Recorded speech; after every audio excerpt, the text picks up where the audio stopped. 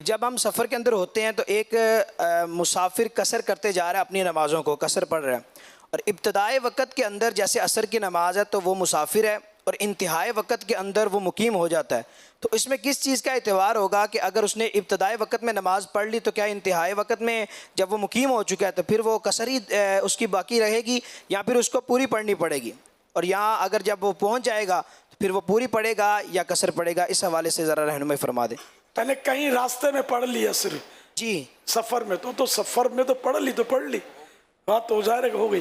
اب اس کی دہرانے کی ضرورت نہیں ہے. یہاں تک کہ جو سفر میں قضا ہوئی تو حضر میں اگر اپنے جہاں مسافر نہیں رہا ایسی جگہ پر آ کر بھی اگر وہ قضا کرے گا تو اس قصر والی نماز ہی کی قضا کرے گا.